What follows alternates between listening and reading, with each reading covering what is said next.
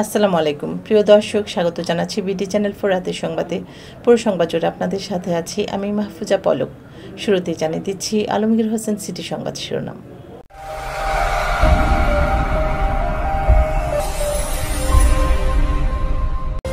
ময়মনসিংহে 4000 পিস ইয়াবা সহ 2 জন গ্রেফতার। কবি আব্দুল হাই মাশরিকি ছিলেন মাটি ও মানুষের কবি, স্মরণ সভায় বক্তারা। কুলিয়ারচরে শহীদ বুদ্ধিজীবী দিবস ও বিজয় দিবস উদযাপন উপলক্ষে প্রস্তুতিমূলক সভা। সিরিয়ায় বিদ্রোহীদের দখলে আরও 4 শহর, চরম দুর্ভোগে বাসিন্দারা। চীনকে উড়িয়ে যুব এশিয়া কাপ হকিতে পঞ্চম বাংলাদেশ। শুনছিলেন আলমগীর হোসেন সিটি সংবাদ শিরোনাম। এবার ম্যাপল ইন্টারন্যাশনাল স্কুল স্থানীয় সংবাদ।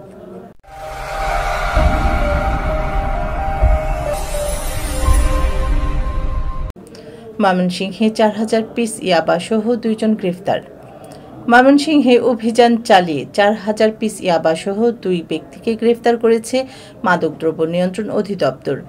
আজ নগরীর মাসকান্দা এলাকার একটি ভাড়া বাসা থেকে তাদের গ্রেফতার করা হয়। দুপুরে সংবাদ সম্মেলন করে এসব তথ্য জানান মাদকদ্রব্য নিয়ন্ত্রণ অধিদপ্তরের উপপরিচালক মোহাম্মদ আনোয়ার হোসেন। গ্রেফতার দুজনের মধ্যে আব্দুল কাইয়ুম তারাকান্দা উপজেলার বিসকা ইউনিয়নের তিলাটিয়া গ্রামের মোজামেল হকের ছেলে ও আমিরুল ইসলাম গৌরীপুর উপজেলার শাহবাজপুর গ্রামের মৃত আব্দুল কাদিরের ছেলে।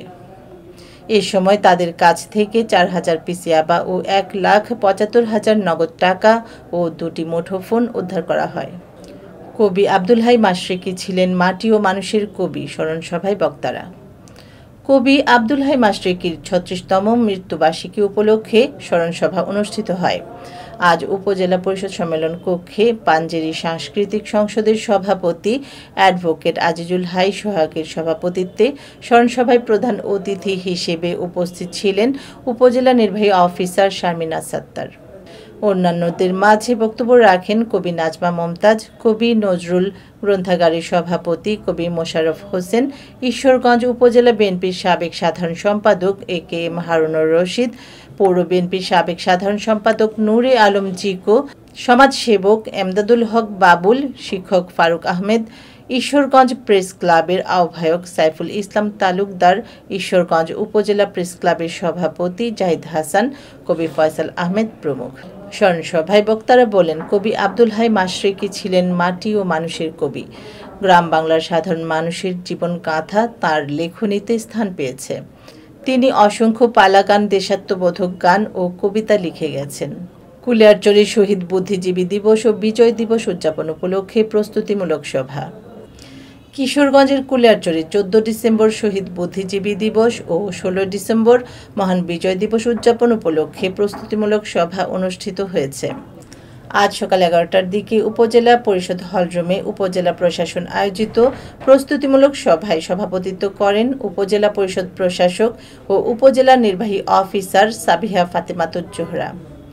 এই সময় অন্যান্যদের মধ্যে উপস্থিত ছিলেন উপজেলার সহকারী কমিশনার ভূমি ও নির্বাহী ম্যাজিস্ট্রেট মোহাম্মদ রাকিন মাসরুর খান, উপজেলা কৃষি কর্মকর্তা আব্দুল্লাহ আল মামুন, সিনিয়র উপজেলা মৎস্য কর্মকর্তা শেখ মোহাম্মদ মাসুদ রানা, কুলিয়ারচর থানার officer incharge OC Mohammad Helal Uddin PPM, upazila সমাজসেবা কর্মকর্তা আবুল খায়ের, উপজেলা শিক্ষা অফিসার মোহাম্মদ আব্দুল আলিম রানা, উপজেলা সমবায় অফিসার মোহাম্মদ শহীদুল ইসলাম সহ আরও অনেকেই।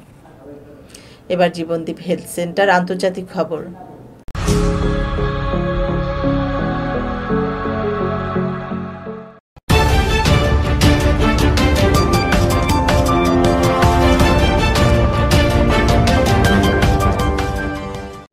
সিরিয়ায় বিদ্রোহীদের দখলে আরও 4 শহর, চরম দুর্ভোগে বাসিন্দারা।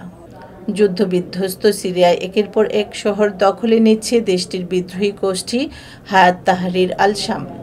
গতকাল নতুন করে আরও 4টি শহর দখলের দাবি করেছে গোষ্ঠীটি। এ সময় সংঘর্ষে প্রাণ হারান অন্তত 50 সেনা। চলমান সংঘাতে এ পর্যন্ত বাস্তুচ্যুত হয়েছেন কয়েক হাজার বাসিন্দা। দেখা দিয়েছে খাদ্য ও গণপরিবহন সংকট। গতকাল ভোরে সিরিয়ার উত্তর পশ্চিমাঞ্চলে পাল্টাপাল্টি সংঘর্ষে লিপ্ত হয় দেশটির সামরিক বাহিনী ও বিদ্রোহী গোষ্ঠী হায়াত তাহরির আল শাম। এতে প্রাণ হারান অনেকে। একই দিন নতুন করে দেশটির 4টি শহর দখলের দাবি করে বিদ্রোহীরা বলেন হাফায়া তাইবাত আল ইমাম মারদিস ও সারান দখলের সময় অনেক সেনা নিহত হয়েছেন। এর মাধ্যমে কেন্দ্রীয় শহর হামারের আরও কাছে পৌঁছে গেছে তারা। এবার ঘোড়া ডিজিটাল প্রিন্টার্স খেলার খবর।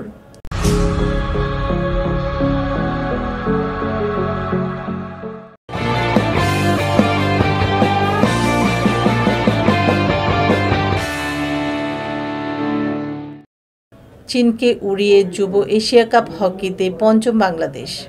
যুব এশিয়া কাপ হকিতে নিজের শেষ ম্যাচে চীনকে 6-3 গোলে উড়িয়ে দিয়েছে বাংলাদেশ। আজ স্থান নির্ধারণী ম্যাচে চীনকে হারিয়ে পঞ্চম স্থানে থেকে আসর শেষ করে লাল সবুজের প্রতিনিধিরা।